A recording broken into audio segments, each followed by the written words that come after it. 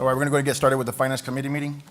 Finance Committee meeting at San Benito CISD Board of Trustees. Today's Tuesday, May 7th, 2019, and start this meeting at 6:42. Let's move on to agenda item number 2, review and discussion of the bid number RFP-0519-BDC for bank depository contract. Ms. Rendon?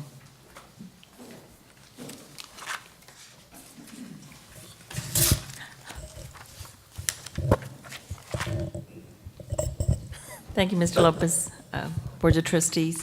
We went out for bid as the board had wanted us to go out and entertain the bid for the depository. We received 5 bids, and they were provided for the board to review them. Our committee has reviewed them. We just finished off reviewing them, and before we presented to you a score evaluation form. We have selected, and if we would like to, our recommendation as a committee is First Community Bank here in San Benito. One of the strong points is they are providing to us, or they have submitted, that there will be no fees assessed. That is one of the big items coming from our contract, just our opening account, every debit, every credit, every stop loss, and so forth. So they did provide information to us, and they're submitting that there will be no fees. We felt comfortable, so our rating, that is our recommendation. I don't know how the board feels, whether to proceed with it or to take some time and review the items that have been selected to you, so. I'd like to go with your recommendation, First Community Bank. We felt comfortable, so it's just. Yeah, if you feel comfortable with it, then I feel comfortable with it. Well, the committee felt with it, so that is our recommendation with it. We were with the previous one since 2013, Okay. so Well, that's back our to- recommendation. Well, back to Janie's point, I think it's great to see a local bank come in with a It's a better local deal, bank so. too. So I agree with ML, and I agree with Janie. We're good? And by the looks, it looks like you all did your homework, which is really good. You know, this is a very good evaluation form that, you know, you're the ones that are, you know, the experts, and you know what to look into. So, you know, thank you very much for what you did, and this is perfect. I like this. And like I said, we provided those for your review, so it's a lot of detail. It's very defined detail, so it took us a little bit to review it, but you do have copies of those if you want to go more into detail. But you'll provide it. It's kind of hard to beat when it's no fees. Exactly. Besides the district. Okay, ma'am, thank you. Agenda item? Thank you, Let's sir. move on to agenda item number 3, review and discussion of the bid number RFP-0519-PTS for physical therapy service, including addendum number 1 and number 2. This item, we also went out for bid for physical therapy services. Mr. Manrique is in the audience if you want to have any questions or add to it. We also reviewed. We had a good response with it. We evaluated. This is more of an RFQ, which is the qualifications. They do have a price in it. Mr. Manrique, he can tell a little bit more since he deals directly with that service. Good evening, Dr. Corman and members of the board. As a committee, we proceeded to make the recommendation. We feel that that company will go ahead and fulfill our needs for our students. We currently have 42 students receiving PT services at this time. So this company right now is providing services in other school districts within the state of Texas, so we feel comfortable moving forward with them. Sir, who do we have now? We have ABC Therapy, but they did not submit a bid or a proposal. Okay, sir, thank you. Thank you. Any more questions? Agenda item? Thank Sir, you. appreciate it. Okay, to move on to agenda item number 4, review and discussion of the option to extend the bid number RFP-0718-WCIFF for workers' compensation insurance for the 2019-2020 school year. Ms. Rendon? It's that time again where we're looking at renewing our workman's comp Presently, we have TASB for the workman's comp. In your packet, you see our price has increased. Kind of things that we need to note is, last year we had a 10-year prorated contract. This year is going to be a full year. But if you look in your package, the rate, and they give us a rate of bus drivers, police officers, clerical professionals, and other. Those rates did not change. The price increased, but is because now we're looking at 12 months. And also, it's based on our salaries, expected salaries. So if there was a pay increase, so we have higher wages, but the annual rate did not change. So we're asking for recommendation to continue with the workman's comp, with TASB. Yeah, I got a question. Mr. Norton. When was the last time we took this out? The last time we did go out and bid, I believe it's a year ago, Eddie? Yes, it was 1 year. Okay. We tested the market out there, so we did go out for bids. So you guys are comfortable with these numbers? Yes, sir. Okay. All right. Agenda item? Thank you, Mr. Rendon. Okay, let's move on to agenda item number 5. Review and discussion of the option to extend the bid RFP-0718-PCC for property and casualty insurance for the prorated year through January 31, 2020. Mr. Rendon? Okay, this is our property insurance, and property casualty insurance minus the windstorm. A couple of months I brought in the windstorm. What we're recommending is to exercise our option with TASB to continue, but to get for 7 months. What we're trying to do is we're trying to align the property insurance along with the windstorm so that they can come in at the same time, so that we can get a better rate. So we're asking for a 7-month policy and go out for bid in next December so that we can ask for property insurance and windstorm at the same time. The price with that, we divided it by a monthly payment, it did increase $5,000, but we also increased our cybersecurity benefit in there. Actually, it was a $10,000 increase, but it overall is $5,000. So really, our insurance policy of the property insurance has gone down $5,000. Okay. Agenda item? Okay, let's move on to agenda item number 6, review and discussion of the option to extend the bid proposal number RFP-0418-CBS on the charter bus services district-wide 2019-2020. Ms. Rendon? This is a bid that we went out for bids last year, where we have put out a catalog bid, or we put out a bid for charter buses. We do have 4 buses. They're in your packet, and they also have the ranking as far as how they had come in or how we are to use them. Being that when we solicit bids, we go with the first ranking, and if that one cannot provide the services because it's booked or so forth, we go down the line to the 2nd, 3rd, and 4th. This is exercising a 1-year option that we have. So we would wish to exercise that, continue it 1 more year. Ms. Rendon, which is the bus that broke down with our students? That bus, I believe, is the item that is ranked number 4, ma'am. Number Item 4? Yes. We don't need them. Well, it's a consider. we Yes, need to ma'am, look it is into that, consideration, please. like I Yes, said, we consideration go- on that one, yes. Because we Mr. need Don- somebody that's reliable, because, we have our kids, and we need somebody that's gonna be, prepared and make sure that our kids are, taken care of and they're in safe. It wasn't very good what happened to our kids. It was, of course, beyond, we trusted the company, but we need to make sure that we, get somebody that's gonna be more reliable and prepared and check their buses before they use them with our precious cargoes. Okay, Yes, sir, and yes, ma'am, and I understand that Thank we you. are awaiting a report as far as of the incident. But Just we for- are aware of it. Mr. Rendon, just for your consideration, I used to deal with them with the band in the quarterback club in hiring like Escamilla and Go With Joe.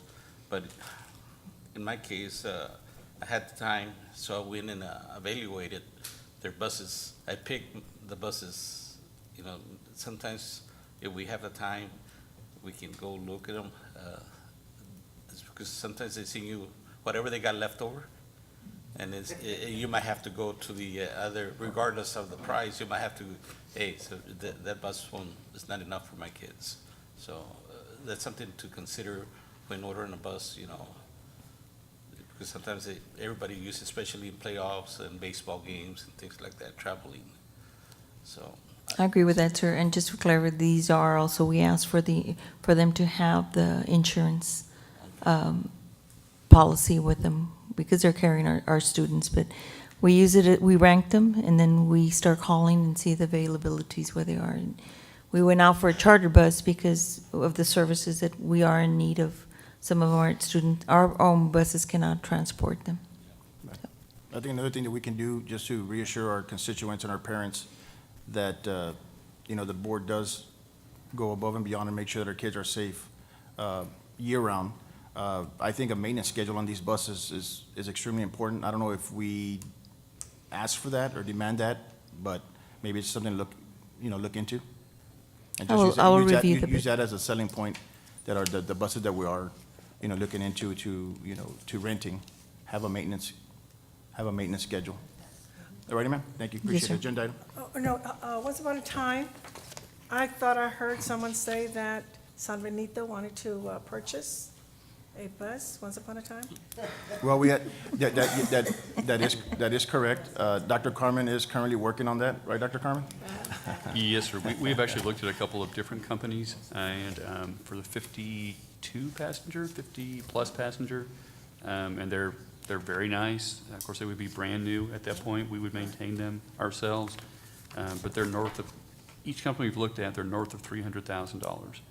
I think we may have found one that was right at 300, and there may be a volume discount because we would need more than one if we're going to take our whole football team or our band.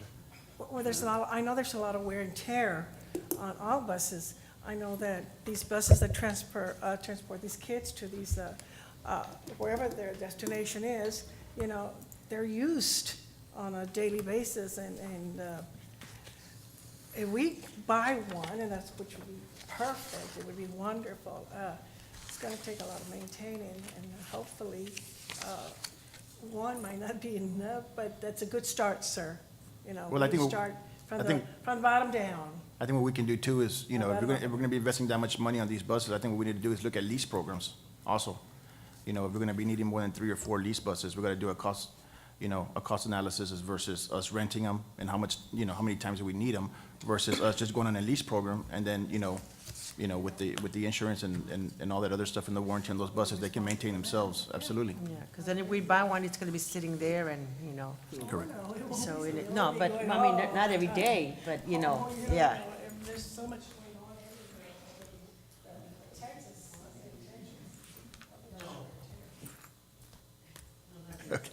Agenda item. Okay. Well, it's dialogue that's been going on for a while, but I think it's something that we really need to look into. Our district's, growing and our needs, need just better transportation services. All right, let's move on to agenda item number 7, review and discussion of the bid number RFQ-0519-EAF, external audit firm. Dr. Carmen? Or Ms. Rendon, sorry. We went out for bids for the external auditor, as the board instructed us. Those bids have been accepted. They have been turned over to the board. That is an RFQ, which is for qualifications. I have not seen it. Dr. Carmen reviewed it. These are delivered straight to the board for the board to make the recommendation. I'd like to make a recommendation that Costco's and Associates. I like the first time, and I proposed him the first time, but it didn't happen. So I want to propose that we go with Costco as well. Okay. Agenda item? Agenda item? Okay, then move on to agenda item number 8, a review and discussion, proposal for the cost per mile fee for transportation, regular/special events. Or- We're asking for consideration to approve the cost per mile fee for the transportation. This is a fee we're proposing, or is a fee to charge. One is to charge the use of the buses. One is for internal, like for field trips and so forth. We would charge the program. So we're proposing an internal fee of $3.50 per mile for the regular and $3.73 for the special education part. We're also proposing, and for the board, I need to have a correction for the board meeting. We're also going to propose $3.75 for any use of our buses that we contract for the use outside of the district. I provided in your handout how we come up with that price. We do enter into the FSP Foundation program, our transportation report in December, and that is all the miles that we drove, and we divided by all the costs that we incurred, and it gives us an amount of how much the cost is every time we move a bus. Now that includes transportation, the bus driver, the wear and tear, and the gasoline that would be. So when we did that, our last year's rate is $3.75. That's the cost of the regular, and on the special education buses is $3.72.86. Being internal and discussion with superintendent, and also reviewing our entities or our school districts in the surrounding areas, and I provided that also in your handout. You can see that what other districts are doing is to give more of a break and lessen for internal. So we're asking for consideration to set the miles within the district for the school at $3.50, $3.75 for outside entities. If we enter into, if we rent them to outside of the school, and $3.72 for special ed. Currently, I'm sorry, it's $4, and it is a lie, so it's gone down a little bit. Currently, we're at the $4 mark, $4.16, and $4.44 for the special needs. Okay. Agenda item?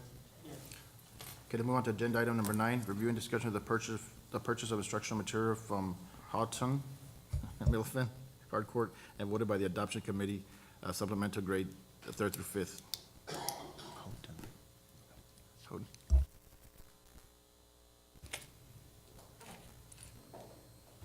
Ms. Flores, you want to address this?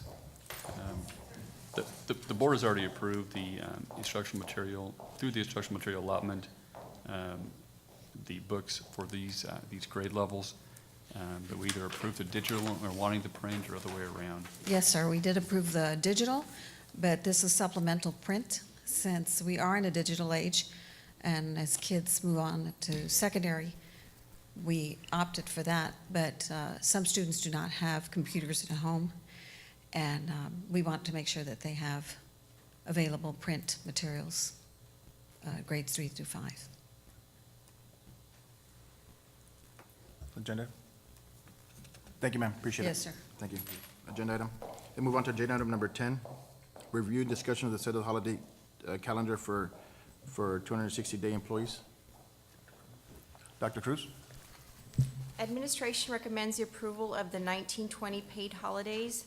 DD local allows for 10 days granted to employees who are full-time, who work 260 or more days, which in the 1920 school year, they will be working 262 days. So auxiliary holidays are 1 day for in July, July 4th, September 2nd, November 28th and 29th, December 24th and 25th, December 31st and January 1st, February 3rd and April 13th. The committee recommends that item be placed on the board agenda for the next regular board meeting. Any questions? You good? Dr. Cruz, Memorial Day is not a holiday anymore? It's always a holiday in the United States, just unfortunately not on everyone's calendar. Not on the school calendar, so it's not a holiday. Even if the state gives it, No, it depends on our approved calendar. it's on, at it's the on, district okay. level. Okay, thank you. Agenda item? Okay. Move on to agenda item number 11, review and discussion of the summer pay rate schedule. Dr. Cruz? Administration recommends the approval of summer rates for auxiliary staff. Establishing summer pay rates will communicate to our employees the opportunity for employment during the summer and the established rates for their planning purposes. We're proposing that auxiliary staff maintain their hourly rates if they remain working in their home department during the summer. If they work outside their home department and assist maintenance for the summer, the rate of pay will be $9. And this is for our child nutrition program employees, transportation employees, and maintenance employees. Agenda item? All right. Agenda item?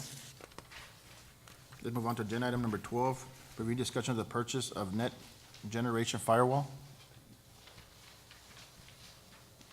Ms. Peña?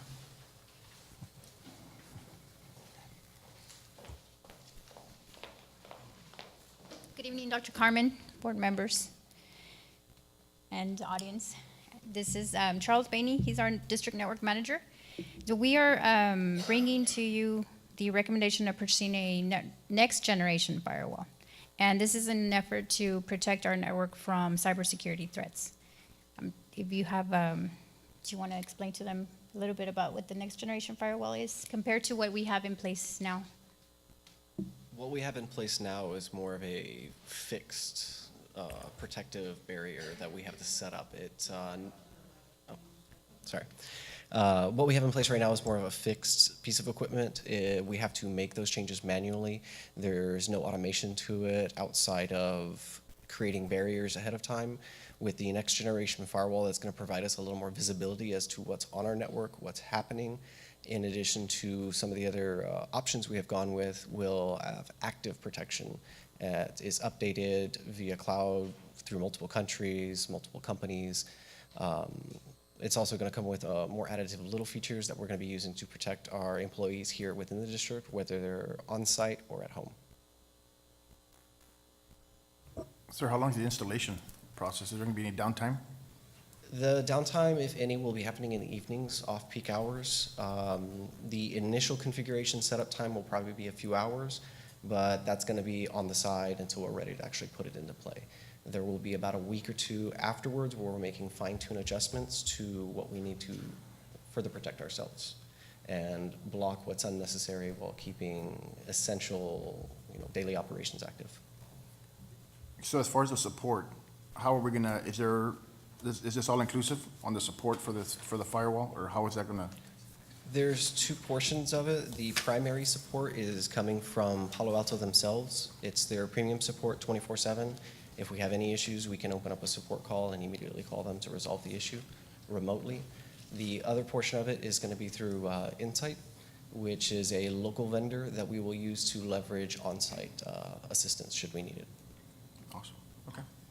Agenda item? Thank you, sir, Agenda appreciate item, it. yes. Let's move on to agenda item number 13, review and discussion of the proposal for cybersecurity services. Ms. Peña? In an effort to, again, take action to prepare against cyber threats due to the incident that we recently had, we went out and requested proposals from 3 vendors that provide cybersecurity services. And I provided this sheet to you earlier. This is the comparison of the services that we are requesting. These are the services that we feel we need. And you can see the difference in price, and most of the prices are comparable to each other. So we are recommending to go with SecureWorks because of the size of the company. All vendors are out of state. Well, they're not local. So we feel that SecureWorks is providing the best service to what we need, and they had their proposal was a lot more detailed. Do you want to know any of the different assessments? No. Thank you. Agenda item, thank you, ma'am. Thank you. Let's move on to agenda item number 14, review and discussion of the renewal of the Microsoft license fee. Ms. Lee? This quote, basically, we've been paying this every year. This covers the Windows operating systems for all the computers. It covers all the Microsoft Office products installed on our computers, the desktops, laptops, mobile devices for students, employees, and staff. It also covers the Office 365 licenses, which allows our employees, our staff, and our students to download Office 365 on their home computers.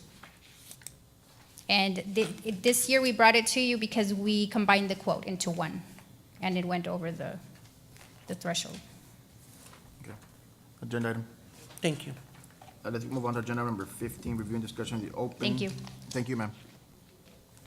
Review the open new investment account for First Public Lone Star Investment Pool for activity accounts. Ms. Rendon?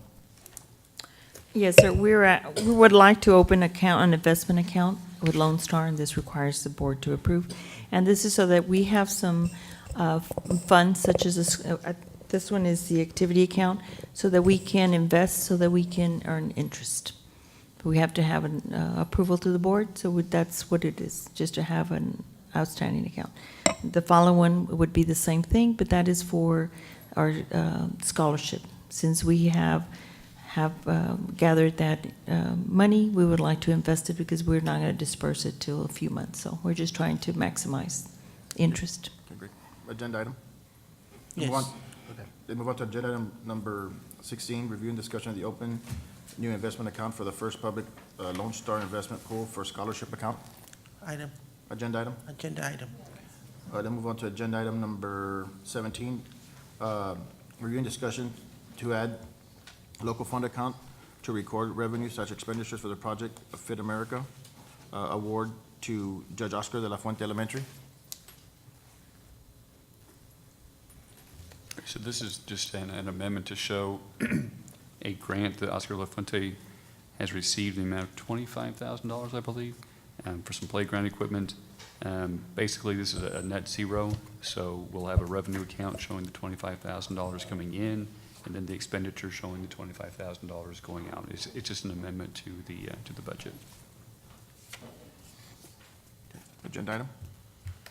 Item. Then move on to agenda item number 17, committee concerns. Anyone? All right. We adjourn this meeting at 7:09 PM.